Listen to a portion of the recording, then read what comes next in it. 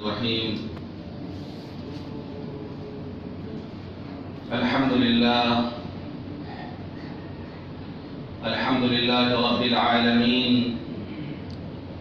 والصلاة والسلام على سيد الأنبياء والمرسلين وخاتم النبيين سيدنا محمد وآله وصحبه أجمعين، ومن تبعهم بإحسان ودعا بدعوتهم إلى يوم الدين. أما بعد، قال الله سبحانه وتعالى في القرآن المجيد والفرقان الحميد: أعوذ بالله من الشيطان الرجيم، بسم الله الرحمن الرحيم. وَلَنَبْلُوَنَّكُمْ بِشَيْءٍ مِّنَ الْخَوْفِ وَالْجُوعِ وَنَقْصٍ مِّنَ الْأَمْوَالِ وَالْأَنفُسِ وَالثَّمَرَاتِ وَبَشِّرِ الصَّابِرِينَ الَّذِينَ إِذَا أَصَابَتْهُم مُّصِيبَةٌ قَالُوا إِنَّا لِلَّهِ وَإِنَّا إِلَيْهِ راجعون. أُولَٰئِكَ عَلَيْهِمْ صَلَوَاتٌ مِّن رَّبِّهِمْ وَرَحْمَةٌ وَأُولَٰئِكَ هُمُ الْمُهْتَدُونَ. صدق اللہ العظیم. محترم بزرگوں، دوستوں اور دینی بھائیوں، یہ دنیا دارالامتحان ہے. یہاں کے حالات بدلتے رہتے ہیں. کبھی خوشی ملتی ہے، کبھی غم سے گزرنا پڑتا ہے، کبھی صحت، کبھی بیماری، کبھی امیری، کبھی غریبی. یہاں کے حالات بدلتے رہتے ہیں. آپ نے فرمایا: عجبا لامر المؤمن. مومن کا معاملہ بڑا عجیب ہے. مومن کے لیے ہر حال میں خیر ہی خیر ہے. اس کو آرام پہنچے، اس کو نعمت ملے، وہ شکر ادا کرے، اس کے لیے بہتر. اس کو صدمہ پہنچے، کوئی مصیبت پہنچے، وہ صبر کرے تو اس کے لیے بہتر. گویا مومن کے دونوں ہاتھوں میں لڈو. مومن کا ہر معاملہ خیر سے بنا ہوا. تو یہ دنیا ایک آزمائش کی جگہ ہے. ہمیں یہاں ایک امتحان کے لیے بھیجا گیا ہے. یہ زندگی ہمیں ٹائم پاس کرنے کے لیے نہیں ملی. یہ زندگی ایک بار ملی ہے، اور اسی زندگی پر ہمیشہ ہمیش کی کامیابی اور ناکامی کا دار و مدار ہے. یہ زندگی دوبارہ ملنے والی نہیں. اسی زندگی میں، جو زندگی ہمیں ملی ہے، اسی زندگی میں آدمی اچھا عمل کرے گا تو ہمیشہ ہمیشہ کے لیے کامیاب ہوگا، اور اسی زندگی میں آدمی گناہ کرے گا، نیک عمل نہیں کرے گا تو ہمیشہ ہمیشہ کے لیے ناکام ہوگا. آخرت کی کامیابی اور ناکامی کا دار و مدار اسی دنیاوی زندگی پر ہے. یہ دنیاوی زندگی بہت اہم ہے. تو ہمیں آزمائش کے لیے بھیجا گیا ہے. اللہ ہمیں آزماتا ہے.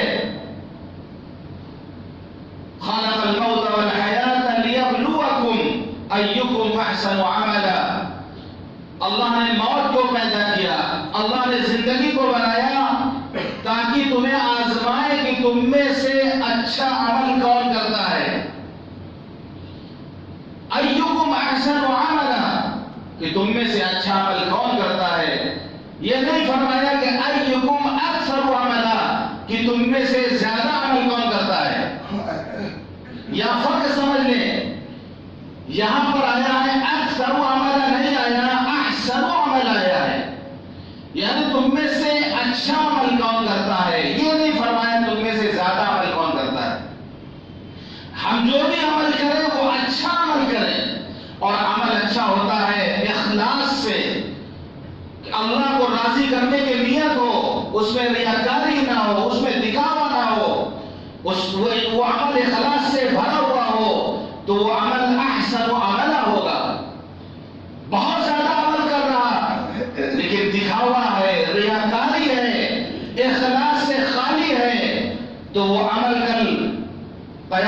دن اللہ تعالیٰ اس کو ہوا میں ایسے اڑا دیں گے، اس کی کوئی حیثیت اور وقت نہیں ہوگی.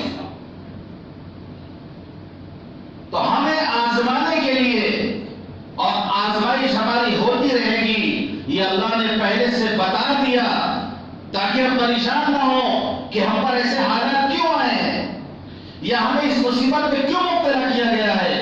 اللہ نے پہلے ہی بتا دیا، قرآن میں صاف لفظوں میں بتا دیا اور پورے تاکید کے ساتھ بتایا کہ وَلَنَّبْلُوَنَّكُمْ. وَلَنَّبْلُوَنَّكُمْ عربی میں تاکید کا صیغہ ہے، ہم ضرور بھی ضرور تمہیں آزمائیں گے. صرف یہ نہیں کہ ہم تمہیں آزمائیں گے، وَلَنَبْلُوَنَّكُمْ ہم تمہیں ضرور بھی ضرور یقیناً ہم تمہیں آزمائیں گے. بِشَيْءٍ مِّنَ الْخَوْفِ خوف کے ذریعے سے، ڈر کے ذریعے سے، کہ ہمارے اندر اللہ کا خوف ہو، اللہ کا ڈر ہو. جب دل کے اندر اللہ کا خوف، اللہ کا ڈر آئے گا تو پھر دنیا کا خوف اور دنیا کی چیزوں کا خوف اس کے دل سے نکل جائے گا. جس دل میں اللہ کا خوف نہیں ہوگا، جس دل میں اللہ کا ڈر نہیں ہوگا، وہ پھر دنیا کی ہر چیز سے ڈرے گا، وہ دنیا کی ہر چیز سے ڈرے گا. تو جو اللہ سے ڈرتا ہے دنیا کی ہر چیز اس سے ڈرتی ہے، جو اللہ سے نہیں ڈرتا دنیا کی ہر چیز اس کو ڈراتی ہے. کہ مولانا ابوالکلام آزاد نے کہا کہ آج تم زلزلوں سے ڈرتے ہو، کیا تمہیں یاد نہیں کہ تم خود ایک زلزلہ تھے؟ آج تم اندھیروں سے کانپتے ہو، کیا تمہیں یاد نہیں کہ تمہارا وجود ایک اجالا تھا؟ بادلوں نے گندے پانی برسائے، تم نے بھیگ جانے کے ڈر سے اپنے پائچوں پر چڑھا لیے. وہ تمہارے اسلاف تھے جنہوں نے سمندر میں گھوڑے ڈال دیے تھے. آندھیوں نے تم کا رخ موڑ دیا، طوفان آیا تو ان سے کہا اپنا راستہ بدل لو. انہوں نے آندھیوں کا مقابلہ کیا، طوفان کا مقابلہ کیا، بادشاہوں کے گریبانوں سے جا کر کھلواڑ کیا. انہوں نے جب بادشاہوں کے گریبان کو پکڑ کے آنکھوں میں آنکھ ڈال کے بات کرتے تھے، آج وقت آ گیا ہے خود آپس میں باہم دست و گریبان بن گئے. مومن خوفزدہ نہیں ہوتا. مومن اگر ڈرتا ہے تو صرف اللہ سے ڈرتا ہے. اس کے دل میں اگر خوف ہوتا ہے تو صرف اللہ کا خوف ہوتا ہے. تو اللہ کا ڈر، اللہ کا خوف یہ ہمارے دل میں ہو تو دنیا کی ہر چیز ہم سے ڈرے گی. ہم اللہ کی اطاعت کریں گے تو دنیا کی ہر چیز ہماری اطاعت کی، دنیا کی ہر چیز ہماری اطاعت کرے گی. ہم اللہ کی اطاعت سے منہ موڑیں گے، دنیا کی ہر چیز ہماری اطاعت سے منہ موڑے گی. تو وَلَنَبْلُوَنَّكُمْ بِشَيْءٍ مِّنَ الْخَوْفِ کسی قدر ہم خوف سے بھی آزمائیں گے. حالات بدل جائیں گے، ڈر لگا ہوا ہوگا. جیسے آج مسلمان اس ملک میں جی رہے ہیں، ایک خوف ایک ڈر کے ساتھ جی رہے ہیں. ایسے حالات بنا دیے گئے ہیں، ایسے حالات بنا دیے ہیں. آدمی سفر کرتے ہوئے ڈر رہا، آدمی کہیں جاتے ہوئے ڈر رہا. ایک خوف بنا دیا گیا ہے. لیکن مومن کو بالکل بھی نہیں ڈرنا چاہیے، بالکل بھی خوفزدہ نہیں ہونا چاہیے. یہ تمام حالات اللہ کے ہاتھوں میں ہیں. دنیا کا قانون ہوگا کہ جس کی رانچ اس کی بھینس، جس کی حکومت اور جس کی سلطنت اور اسی کے جو ہے اسی کی بڑائی ہوتی ہے. دنیا کا قانون ہوگا. تمام طاقتوں سے بڑھ کر ایک طاقت ہے، تمام قوتوں سے بڑھ کر ایک قوت ہے، اور وہ طاقت ہے اللہ رب العزت کی. اور یہ طاقت ہمیشہ کمزوروں کے ساتھ ہوتی ہے، یہ طاقت ہمیشہ غریبوں کے ساتھ ہوتی ہے، یہ طاقت ہمیشہ مظلوموں کے ساتھ ہوتی ہے. بڑے بڑے طاقت والے آئے، بڑے بڑے ظالم پیدا ہوئے اور ظلم کا پہاڑ انہوں نے توڑا، لوگوں پر ظلم زیادتی کی. لیکن جب اللہ نے پکڑا ہے جب ان کو پکڑا ہے تو صفحہ ہستی سے ان کا نام و نشان اللہ نے مٹا دیا. ظلم کے ساتھ نہ کبھی کوئی حکومت چلی اور نہ قیامت تک چلے گی. نہ انصافی کے ساتھ نہ کوئی کبھی کامیاب ہوا نہ کامیاب ہوگا. یہ وقتی طور پہ نظر آ سکتا ہے، یہ آنکھوں کا دھوکہ ہو سکتا ہے، یہ کھیل تماشا ہو سکتا ہے، لیکن اس کے پیچھے کامیابی نہیں ہے. اللہ کی طاقت سب سے بڑی طاقت ہے. ہمارا تو ایمان اللہ پر ہے، ہمارے ساتھ تو ہمارا اللہ ہے. ہمیں تسلی ہے، ہمیں خوش ہونا چاہیے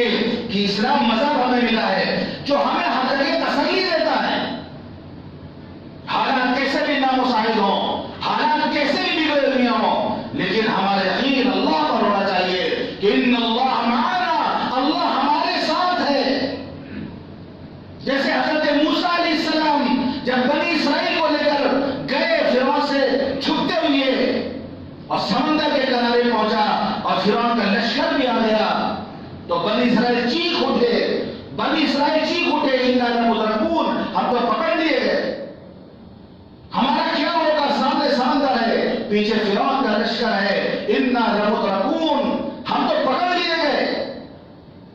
حضرت موسیٰ علیہ السلام نے پوری یقین کے ساتھ، پوری ایمانی قوت کے ساتھ، پوری طاقت کے ساتھ فرمایا کلا، ہرگز نہیں، ان معی ربی سیہدین، ہمارے ساتھ ہمارا رب ہے جو ہمیں راستہ دکھائے گا۔ اس یقین کی بنیاد پر اللہ نے سمندر میں راستہ بنا کے دکھایا، جہاں سے موت مل رہی تھی وہاں سے اللہ نے زندگی دے کے دکھایا، کہ بنی اسرائیل کو موت نظر آ رہی تھی، اللہ نے زندگی دکھایا، وہاں سے راستہ بنا دیا سمندر میں۔ اور فرعون جب آگے دیکھتا ہے راستہ بنا ہوا ہے، ہم تو پار کر کے پکڑ لیں گے، اس کو زندگی نظر آ رہی تھی وہاں پر، اور جب اپنے لشکر کو لے کے اتر آئے تو اللہ نے سمندر میں ڈبو کے اس کو مارا، جہاں سے اس کو زندگی نظر آ رہی تھی وہیں پر اللہ نے اسے موت دیا۔ یہ سب اللہ کے قبضے میں ہے، اللہ کے قدرت میں ہے، کہ حضور پاک صلی اللہ علیہ وسلم جب حضرت صدیق اکبر کے ساتھ غار ثور میں چھپے ہوئے تھے اور کفار تلاش کرتے کرتے وہاں تک پہنچ گئے، جب وہاں تک پہنچ گئے تو صدیق اکبر گھبرا گئے، صدیق اکبر گھبرا گئے، اللہ کے رسول اب تو ہم پکڑ لیے گئے، یہ اگر نیچے دیکھ لیں گے تو ہمیں دیکھ لیں گے، ہمیں پکڑ لیں گے۔ حضور پاک صلی اللہ علیہ وسلم نے بہت اطمینان سے فرمایا لا تحزن ان اللہ معنا، لا تحزن ان اللہ معنا، غم نہ کرو اللہ ہمارے ساتھ ہے، غم نہ کرو اللہ ہمارے ساتھ ہے، جس کے ساتھ اللہ کی طاقت ہو جائے اس کا کوئی بال بیٹا نہیں کر سکتا۔ ہم اس بات کی کوشش کریں کہ اللہ کو اپنے ساتھ لے آئیں، ہم وہ عمل کریں کہ جس سے اللہ راضی ہو، پھر حالات کیسے بھی ہوں، حالات کیسے بھی بگڑے ہوئے ہوں، ایک مومن کو خوف زدہ ہونے کی ضرورت نہیں ہے، اور اگر حالات آتے بھی ہیں تو یہ آزمائش کے لیے ہے، ہمیں تو پہلے بتا دیا گیا کہ ہم تمہیں آزمائیں گے خوف کے ذریعے سے، یہ تو حالات بھی اللہ کی طرف سے، حالات لانے والا بھی اللہ، حالات کو بدلنے والا بھی اللہ، اگر حالات خراب ہو جائیں کوئی طاقت اس کو بدل نہیں سکتی سوائے اللہ کے، جو اللہ حالات لاتا ہے وہی اللہ حالات بھی بدلتا ہے۔ تو ہمیں اطمینان ہونا چاہیے کہ ہمیں تو پہلے ہی قرآن میں بتا دیا گیا، ہمیں تو پہلے یہ سبق دے دیا گیا کہ ہم تمہیں آزمائیں گے خوف کے ذریعے سے، یہ وقتی حالات بدل جائیں گے۔ والجوع، کسی قدر بھوک کے ذریعے سے ہم تمہیں آزمائیں گے، کسی قدر بھوک کے ذریعے سے ہم تمہیں آزمائیں گے، اور صحابہ کرام کو اللہ نے آزمایا، پیٹ پر پتھر بندھوائے، اب تو بھوک کی وہ شکل بھی نہیں ہو سکتی ہے، بعض مفسرین نے لکھا یہاں پر بھوک سے مراد روزہ ہے، کہ آدمی روزہ رکھتا ہے تو بھوکا رہتا ہے، ورنہ فاقہ کہاں ہوتا ہے، اللہ ماشاءاللہ کہیں فاقہ ہوتا ہوگا، ورنہ میں قسم کھا کے کہتا ہوں کہ قیامت تک آنے والی امت کی طرف سے جناب محمد رسول اللہ صلی اللہ علیہ وسلم نے تنہا فاقہ جھیل لیا، ہم نے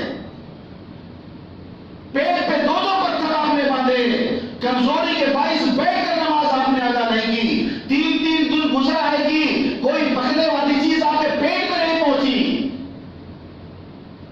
قیامت تک کے لیے آپ نے فاقہ کشی کر لی، اب اس امت پر عمومی فاقہ نہیں آئے گا، کیونکہ آپ نے قسم کھا کے فرمایا، قسم کھا کے آپ نے فرمایا یہ میں فخر بخشا نہیں کو، میں تم پر فخر سے نہیں رہتا ہوں، مجھے تم پر فخر و فاقہ کا خوف نہیں ہے، وَلَكِنْ أَخْشَىٰ أَن تُبْسَطَ عَلَيْكُمُ الدُّنْيَا كَمَا بُسِطَتْ عَلَىٰ مَنْ كَانَ قَبْلَكُمْ فَتَنَافَسُوهَا كَمَا تَنَافَسُوهَا فَتُهْلِكَكُمْ كَمَا أَهْلَكَتْهُمْ۔ مجھے تم پر فخر و فاقہ کا خوف نہیں ہے، مجھے تم پر اس بات کا خوف ہے کہ دنیا کشادہ کر دی جائے، دنیا تمہارے سامنے ڈال دی جائے، تمہارے قدموں میں لا کے ڈال دی جائے، مجھے تم پر خوف اس بات کا ہے ان تبسط علیکم الدنیا، کہ دنیا تمہارے سامنے آ جائے، جیسے کہ تم سے پہلے والوں کے پاس آئی، فتنافسوها، پھر تم اس کو حاصل کرنے کے لیے دوسرے سے مقابلہ کرنے لگو، اوورٹیک کرنے لگو، مقابلہ کرنے لگو، فتہلککم فی، یہ دنیا تمہیں بھی اسی طرح ہلاک کر دے کما اہلکت، جیسے کہ پہلے والوں کو اس نے ہلاک کیا ہے۔ تو فقر فاقہ یہ حضور پاک صلی اللہ علیہ وسلم اور صحابہ کرام کی مقدس جماعت انہوں نے فاقہ کر لیا۔ اب امور فاقہ نہیں ہوگا، ہاں انفرادی طور پہ ہو سکتا ہے کسی کے ساتھ کوئی ایسا وقت گزر جائے کہ اس کو فاقہ ہو تو اس کو صبر کرنا چاہیے کہ یہ بھی اللہ کی آزمائش ہے۔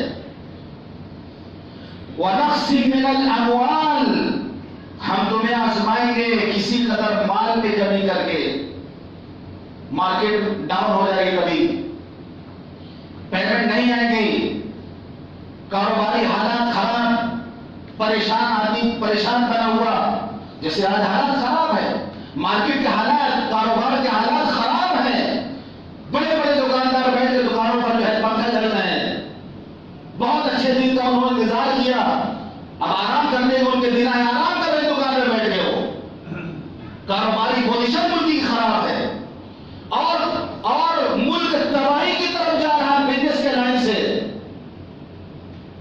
معیشت کے لائن سے تباہی کی طرف جا رہا، لیکن کسی کو فکر نہیں، کیونکہ ان کو ایسے مسائل میں دھرم کے نام پہ ایسے مسائل میں الجھا دیا جاتا ہے جہاں کو مزہ آتا ہے، ان کو دھرم کے نام پہ ایسے مسائل میں الجھایا جاتا ہے جہاں وہ مست ہو جاتے ہیں اور دھرم کی بانسری سن کر کے وہ ناچنے لگتے ہیں۔ دکان کا کیا ہوگا، کاروبار کا کیا ہوگا، معیشت کا کیا ہوگا، اس سے ہمیں کیا لینا دینا۔ آج ہر آدمی پریشان ہے، بڑے بڑے مالدار جس کو دیکھو دعا کریے، حالات صحیح نہیں ہے، دعا کی درخواست کر رہے ہیں، مال نہیں آ رہا، پیمنٹ نہیں آ رہا۔ عوام دیکھیے، عام آدمی کے پاس پیسہ ہونا ضروری ہے، پیسہ ہے، بڑے بڑے نیتاؤں کے جو ہے بینکوں میں رکھا، اکاؤنٹ میں رکھا ہوا ہے، ملک میں پیسہ ہے، پیسہ عوام کے پاس نہیں ہے۔ جب عوام کے پاس پیسہ ہوگا تو کاروبار بھی چلے گا، کیونکہ وہ اپنی ضرورت پوری کریں گے، کبھی اپنی شوق کو بھی پورا کریں گے۔ لیکن جب عوامی کے پاس پیسہ نہیں ہوگا تو پیسہ نظر نہیں آئے گا مارکیٹ میں، پھر وہ بینکوں میں ہو سکتا ہے، وہ تجوریوں میں ہو سکتا ہے، لیکن عوام کے ہاتھوں میں فی الحال پیسے نہیں ہیں۔ تو ہم تو یہ کہتے ہیں کہ ہمارے تسلی کا سامان ہے، بھائی یہ اللہ کی طرف سے آزمائش ہے، ہمیں تو تسلی مل جائے گی۔ ہمارے لیے تو تسلی کا بہت بڑا سامان ہے کہ ہم کہہ دیں گے کہ وہ نفس من الاموال، ہم تمہیں کسی قدر مال کے ذریعے سے آزمائیں گے، مال کم کر دیں گے، یہ ہمیں تسلی مل جائے گی۔ والانفس، کسی قدر جانی نقصان پہنچائیں گے، کبھی کسی کا انتقال ہو جائے گا، گھر میں کسی کا انتقال، کسی کے بچے کا انتقال، آزمائیں گے اللہ تعالیٰ۔ جب کسی کے بچے کا انتقال ہوتا ہے تو اللہ تعالیٰ ملک الموت سے پوچھتے ہیں کہ تم نے میرے بندے کی آنکھوں کی ٹھنڈک، اس کا جگر کا ٹکڑا اسے چھینا، اس نے کیا کہا تھا اس وقت میرے اس بندے نے کیا کہا؟ تو ملک الموت جواب دیتا ہے کہ اللہ اس نے تیری تعریف کی اور انا للہ و انا الیہ راجعون اس نے کہا، تو اللہ کہتا ہے کہ اس کے لیے جنت میں ایک محل بنا دو اور اس محل کا نام بیت الحمد رکھو، تو جان نقصان ہی پہنچے گا، اللہ تعالیٰ جان بھی لے گا، جان نقصان ہی پہنچے گا۔ والثمرات، پیداوار میں بھی کمی آئے گی، اس کے ذریعے سے بھی اللہ آزمائے گا، کبھی پھل بہت آئے گا، کبھی نہیں آئے گا، کبھی پھل کا دام بہت سستا ہو جائے گا، کبھی بہت مہنگا ہو جائے گا، کبھی زیادتی پھلوں میں بھی ہوگی، ہم آزمائیں گے، دیکھتے ہیں ہم لوگ کا آم ہوتا ہے زیادہ، آم کے سیزن میں دیکھیں کبھی یہ بہت زیادہ آم ہو جاتا ہے تو مارکیٹ میں سستا ہو جاتا ہے، اور کبھی کبھی دیکھیے آم ہی باغ میں نہیں آتا، بہت کم آم آتا ہے تو آم مہنگا بکتا ہے۔ تو یہ اللہ کی آزمائش ہے، یہ آزمائش کرنے کے بعد اللہ فرماتا وبشر الصابرین، آپ خوشخبری سنا دے صبر کرنے والوں، الذین اذا اصابتهم مصیبہ، جب ان کو کوئی مصیبت پہنچتی ہے قالوا انا للہ و انا الیہ راجعون، تو وہ کہتے ہیں انا للہ، ہم سب اللہ کے لیے، و انا الیہ راجعون، اور ہم سب اللہ کی طرف واپس جائیں گے۔ یعنی ہم بھی اللہ کے، ہمارا ہر سامان، ہماری ہر چیز اللہ کی، یہ جو حالات ہے یہ بھی اللہ کے، اگر کسی کا انتقال ہوا تو یہ بھی اللہ نے یہ حالات بھیجے۔ وَإِنَّا إِلَيْهِ رَاجِعُونَ، ہم سب کو بھی ایک دن اسی کے پاس جانا ہے، سب کو ایک دن مر کے اسی کے پاس جانا ہے۔ أُولَٰئِكَ عَلَيْهِمْ صَلَوَاتٌ مِّن رَّبِّهِمْ وَرَحْمَةٌ، جب یہ اِنَّ لِلَّهِ پڑھتا ہے تو انعام کیا ملتا ہے؟ اللہ کی مہربانی، اللہ کی رحمت۔ وَأُولَٰئِكَ هُمُ الْمُهْتَدُونَ، ہدایت، یہ تین چیز، یہ تین انعام اس کو ملتے ہیں، اللہ کی مہربانی، اللہ کی رحمت، ہدایت، یہ تین چیزیں اس کو ملتی ہیں جب بندہ صبر کرتا ہے۔ تو جب حالات نامساعد ہوں، جب امتحان کی گھڑی آئے تو پھر صبر کیسے کرنا چاہیے اور مقابلہ حالات کا کیسے کرنا چاہیے وہ بھی قرآن نے بتایا۔ استعینوا بالصبر والصلاۃ، اللہ سے مدد حاصل کرو صبر اور نماز کے ذریعے سے، دو نسخہ بتایا ہے۔ اللہ سے مدد حاصل کرو صبر اور نماز کے ذریعے سے، کہ حالات آئیں صبر سے کام لینا چاہیے۔ اللہ فرماتا حدیث قدسی ہے، یا ابن آدم ان صبرت واحتسبت ان الصدمة الأولى لم أرض لك ثوابا دون الجنة، کہ ابن آدم، اے آدم کے بیٹے، اگر تم صبر کر لو اور ثواب کی امید رکھو، صدمہ پہنچنے کے وقت، جس وقت صدمہ پہنچتا ہے اس وقت تم صبر کر لو تو جنت کے سوا ہم تمہیں کوئی بدلہ نہیں دیں گے، یعنی تمہارا بدلہ جنت ہوگا اگر تم صبر کرو گے تو۔ اور ایک حدیث میں آتا ہے کہ من مصیبہ بمصیبۃ فی مالی او فی نفسه فکتمها ولم یشکو الی الناس کان حقا علی اللہ ان یغفر له، جو کسی مصیبت سے دوچار کیا گیا، جو کسی مصیبت سے دوچار کیا گیا مال کے بارے میں یا جان کے بارے میں، چاہے جانی نقصان ہو یا مالی نقصان ہو، اس نے اس کو چھپا لیا، لوگوں سے شکوہ شکایت نہیں کی، یا تو اس نے صبر کر لیا، لوگوں سے جا کے شکوہ شکایت نہیں کی، اللہ نے اپنے ذمے لے رکھا ہے کہ اللہ اس کی مغفرت فرما دیں گے۔ کان حقا علی اللہ، یہ اللہ کا حق ہو جاتا ہے پھر کہ اللہ اس کو معاف کر دیں گے، اس کی مغفرت فرما دیں گے۔ تو صبر کا یہ نتیجہ ہے کہ مغفرت، صبر کا بدلہ جنت۔ یہاں تک کہ حدیث پاک میں فرمایا گیا ما یصیب المسلم من نصب ولا وصب ولا ہم ولا حزن ولا حزن ولا غم حتى الشوق یشاقها، مومن کو، مسلمان کو جو نصب، پہلا لفظ آیا من نصب، تکان پہنچتی ہے، یعنی آدمی کام کر کے تھک جاتا ہے، تکان ہو جاتی ہے، سارا دن محنت کیا اور تھک گیا ہو، اس کو جسمانی تکان پہنچ جاتی۔ ولا وصب، جسم پر کہیں درد ہو جاتا ہے، کبھی گھٹنے میں، کہیں کمر میں، کبھی سر میں، کبھی کہیں تھوڑا پھنسی نکل آئی، درد ہو جاتا ہے۔ ولا ہم، اس کو کوئی ٹینشن، کوئی دماغی طور پہ کوئی پریشانی، کوئی ذہنی الجھن اس کو کبھی پہنچتی ہے۔ ہم ولا حزن، کبھی کوئی حزن و ملال، کوئی غم اس کو لاحق ہوتا ہے۔ ولا اذن، کبھی کوئی تکلیف پہنچ جاتی ہے، کسی نے اس کو تکلیف پہنچا دی، کہیں جا رہا تھا، کوئی ایسا واقعہ ہو گیا جس سے اس کو تکلیف پہنچ گئی، کسی کو اس کو اذیت پہنچا دی۔ ولا غم، کوئی غم اس کو واقع ہو گیا، کوئی ایسا واقعہ ہو گیا، کوئی ایسی بات ہو گئی جس سے وہ غمزدہ ہو گیا، یہ حالات اس پر آئے، آخر میں اپنے وحدت شوکا، یہاں تک کہ اگر اس کے قدموں میں کانٹا چبھ جائے، کانٹا بھی چبھ جائے، حتی شوکا یشاقوہا، کانٹا بھی اس کے قدموں میں چبھ جائے، تو اللہ تعالیٰ اس اس کے گناہوں کو معاف فرماتے ہیں. تو کتنا خیر ہے ہمارے ہم اپنے میں. یہ حدیث بتاتی ہے کہ اللہ کے رسول نے یہ چیزیں شمار کی، یہاں تک کہ کانٹے تک کو شمار کیا کہ کانٹے کی تکلیف بھی پہنچتی ہے تو اس کے ذریعے سے اللہ گناہوں کو مٹاتا ہے. تو پہلی چیز صبر. صبر بہت بڑا ہتھیار ہے. آدمی صبر کرے اور پھر وقت کا انتظار کرے. صبر کرے آدمی وقت کا انتظار کرے. وَلَمَنْ صَبَرَ وَغَفَرَ إِنَّ ذَلِكَ لَمِنْ عَزْمِ الْأُمُورِ إِنَّهُ مَن يَتَّقِ وَيَصْبِرْ فَإِنَّ اللَّهَ لَا يُضِيعُ أَجْرَ الْمُحْسِنِينَ. پورے سورہ یوسف پڑھ جائیے، حضرت یوسف علیہ السلام کا قصہ پڑھ جائیے.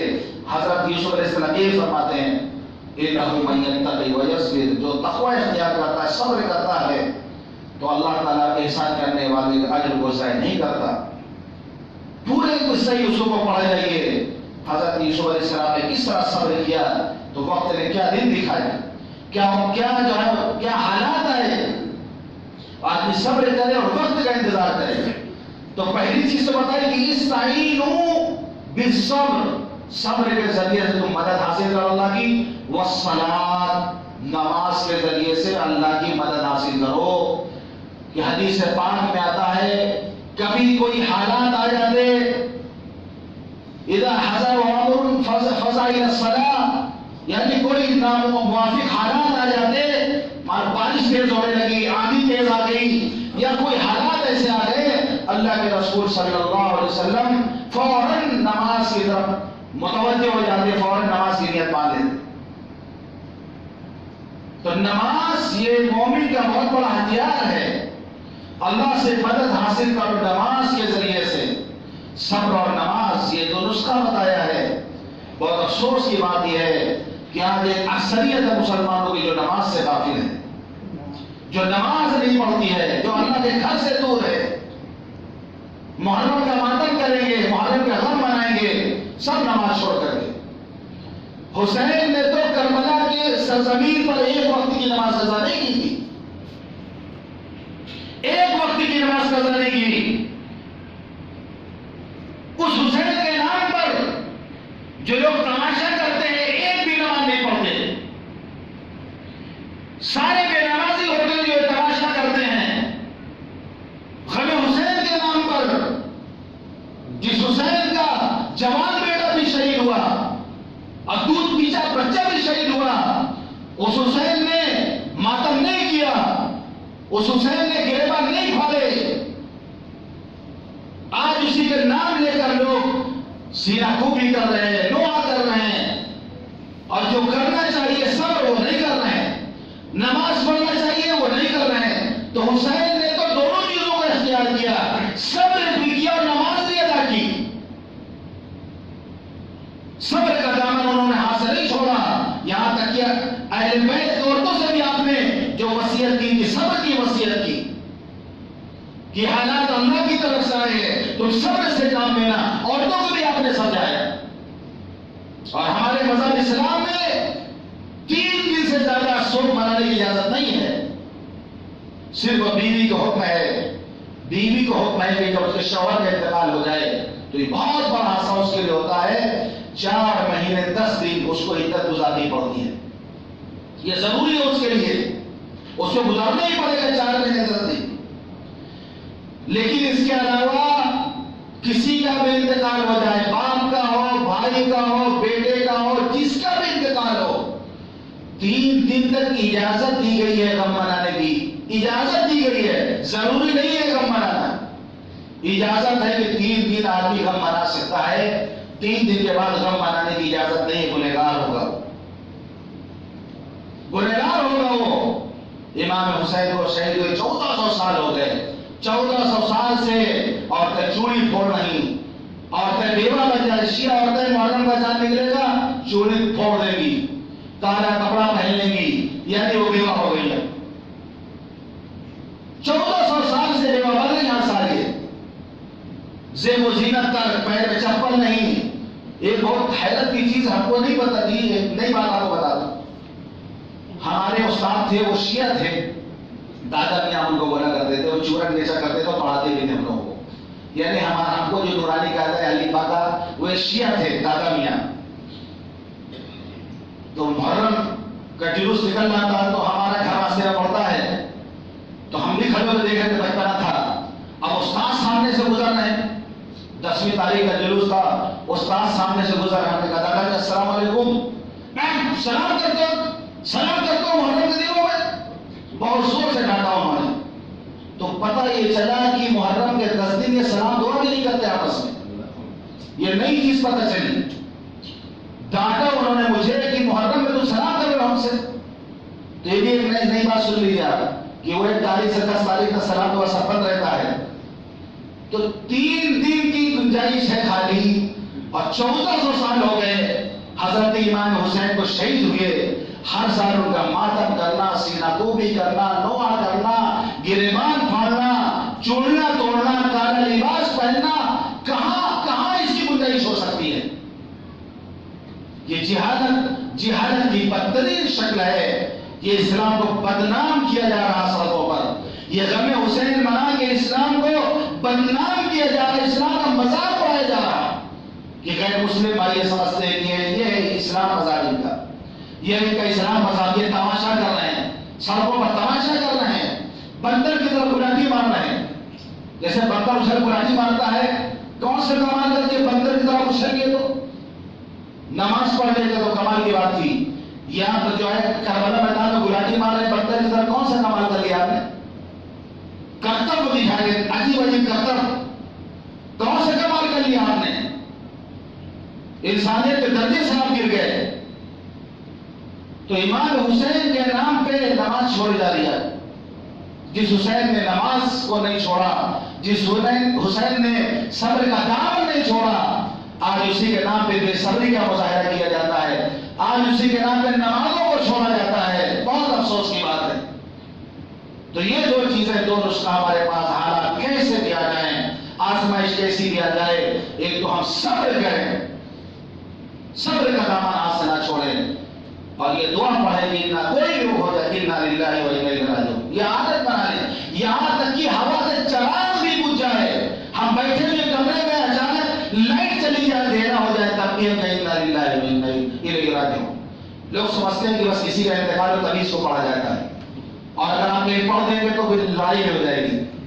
یہ بھی ہو سکتا ہے کسی گھر میں آپ مہمان بن کے بیٹھے ہو اور لائٹ چلی جائے, انا للہ پڑھ دیں تو آدمی غصہ بھی ہو جائے گا کہ ہمارے گھر میں آدمی پڑھنے کے لیے, ہمارے گھر میں تھا. بہت مسرت ہے, اس لیے بتاتے رہے کہ عادت ڈالے آپ, معمولی سے معمولی واقعہ ہو جائے گی انا للہ و انا الیہ راجعون. اور ایک دعا اللہ کے رسول نے سکھائی, اللہم اجرنی فی مصیبتی واخلف لی خیرا منہا, کہ جو دعا, اس دعا کو مصیبت کے وقت پڑھ لے, اللہ اس سے بہتر بندہ عطا فرماتے ہیں, اس سے بہتر بندہ عطا فرماتے ہیں. کہ حضرت ام سلمہ رضی اللہ عنہا, جب ان کے شوہر ابو سلمہ کا انتقال ہوا, انہوں نے دعا پڑھ لی. یہ دعا انہوں نے پڑھ لی, پھر سوچنے لگے میرے شوہر تو بہت اچھے تھے, اب میرے شوہر سے اچھا شوہر مجھے کون ملے گا. لیکن اللہ کے رسول کی بتائی ہوئی دعا تھی, انہوں نے پڑھ لی, اللہم اجرنی فی مصیبتی واخلف لی خیرا منہا. دعا پڑھ لی انہوں نے, اور پھر وقت آیا کہ حضور پاک صلی اللہ علیہ وسلم نے ان کو نکاح کا پیغام دیا. حضور پاک صلی اللہ علیہ وسلم نے نکاح کا پیغام دیا, اور حضور پاک صلی اللہ علیہ وسلم کے ساتھ ان کا نکاح ہوا. آپ کی زوجہ مطہرہ بنی ہو. حضرت ام سلمہ کہتی, مجھے دعا کی برکت نظر آئی کہ ابو سلمہ سے بہتر شوہر اللہ نے ہمیں عطا فرما دیا. تو یہ دعا پڑھی جائے, انا للہ پڑھا جائے, صبر کی ترغیب کی گئی ہے, نماز کی پابندی کی تعلیم دی گئی ہے. یہ مسلمانوں کا عمل ہے, یہ ایمان والوں کا عمل ہے. خرافات سے, بدعات سے, رسومات سے ہم سب کو بچنا چاہیے. اللہ تعالی ہم سب کو کہنے اور سننے زیادہ عمل کرنے کی توفیق عطا فرمائے. وآخر دعوانا الحمدللہ رب العالمین.